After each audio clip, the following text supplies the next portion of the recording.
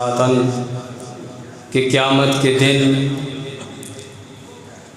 میری امت میں سے جو مجھ پر سب سے زیادہ درود پڑھنے والا ہوگا اس کو میرا قرب نصیب ہوگا۔ تو جو چاہتا ہے قیامت والے دن سرکار کا قرب نصیب ہو تو مل کے پڑھ دیجئے صلی اللہ علیہ یا رسول اللہ وسلم حبیب اللہ صلی اللہ علیہ یا رسول اللہ وسلم۔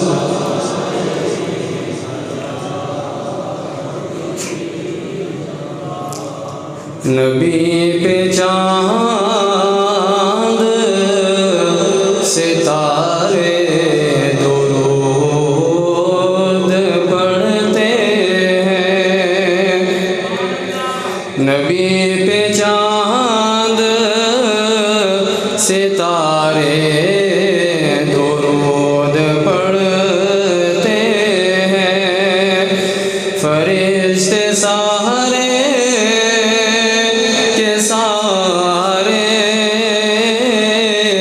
درود پڑھتے ہیں، فرشتے سارے کے سارے درود پڑھتے ہیں۔ ہے حکم صلو علیہ وسلموا آیا،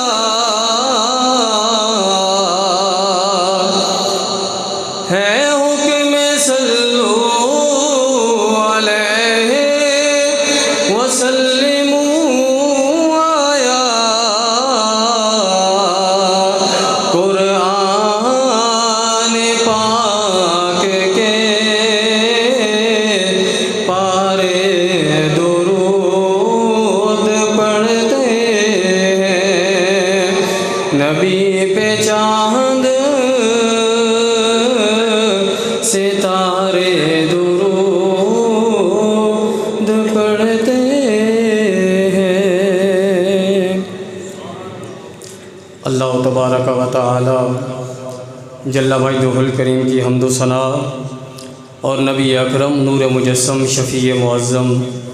احمد مجتبیٰ جناب محمد مصطفیٰ صلی اللہ علیہ وسلم کے دربار گہربار میں ہدیہ درود السلام عرض کرنے کے بعد میں سب سے پہلے ہدیہ تبریک پیش کرتا ہوں استاذی و استاذ العلماء عمدۃ المدرسین جامع المعقول والمنقول حضرت علامہ مولانا مفتی محمد الیاس علوی صاحب زیرہ مجدہ کو کہ آپ نے زندگی کے اندر اللہ رب العالمین کے دین متین کی خدمت کے لیے اپنی زندگی کو وقف کر رکھا ہے۔ میں بندہ ناچیز بھی آپ کے سامنے کھڑا ہوں تو یہ صدقہ ہے آپ کا۔ شروع سے لے کر آخر تک میں نے قبلہ استاد صاحب کے پاس جو ہے وہ پڑھا ہے، اور یہ آپ کا فیض ہے کہ کہیں بھی کسی جگہ پر بھی کسی وقت بھی کوئی موقع ہو تو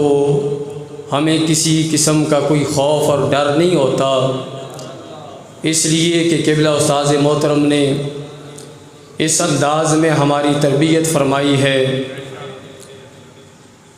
کہ اللہ کے فضل و کرم سے اور محبوب کریم صلی اللہ علیہ وسلم کی نگاہ عنایت سے رب العالمین نے ہمیں دنیا کے اندر رہتے ہوئے اس دین کی خدمت کرنے کی کچھ سعادت عطا فرمائی ہے۔ ایک دو باتیں آپ کے سامنے اور پھر بات ختم۔ میلاد مصطفیٰ صلی اللہ علیہ وسلم، عظمت مصطفیٰ کا اظہار اور مقام مصطفیٰ کو بیان کرنا، تعظیم نبی صلی اللہ علیہ وسلم کو اپنی زندگی کے اندر اپنانا، یہ رب کے قرآن کا فیصلہ ہے۔ رب العالمین نے قرآن مجید برہان رشید کے اندر شان مصطفیٰ کا بھی تذکرہ کیا، عظمت مصطفیٰ کا بھی ذکر کیا، مقام مصطفیٰ کو بھی بیان کیا۔ یعنی جس طرف سے، جس جہت سے، جس لحاظ سے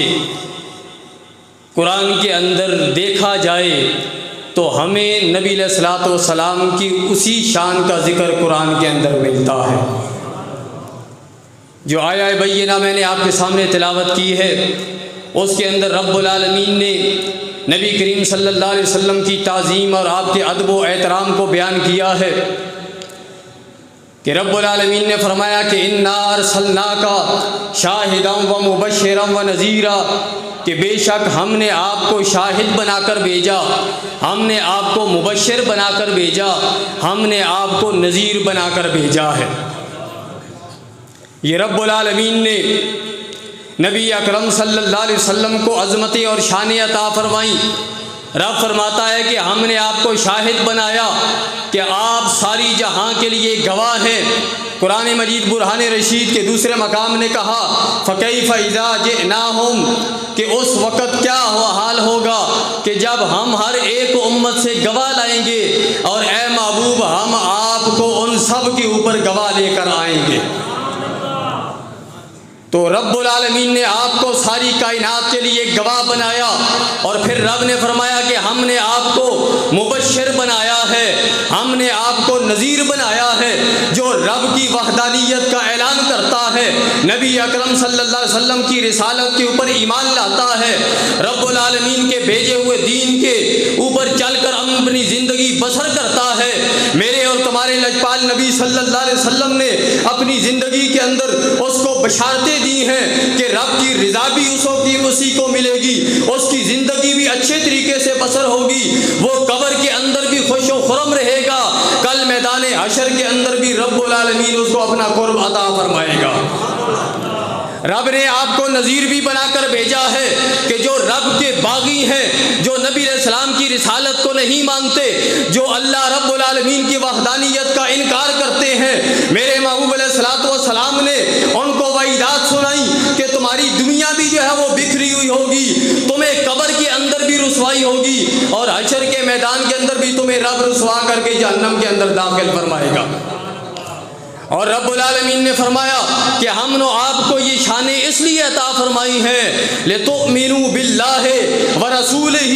وَتُعَزِّرُوهُ وَتُوَقِّرُوهُ، تاکہ تم اللہ پر بھی ایمان لاؤ، اللہ کے رسول پر بھی ایمان لاؤ۔ لِتُؤْمِنُوا بِاللَّهِ وَرَسُولِهِ، تاکہ تم اللہ پر بھی ایمان لاؤ، اللہ کے رسول پر بھی ایمان لاؤ، وَتُعَزِّرُوهُ وَتُوَقِّرُوهُ، اور جب نبی کی ذات کی باری آ جائے تو ایک امتی کے اوپر یہ لازم ہے وَتُعَزِّرُوهُ وَتُوَقِّرُوهُ، تم نے نبی کی تعظیم بھی کرنی ہے، تم نے نبی کی توقیر بھی کرنی ہے۔ معزز و محترم سامعین حضرات،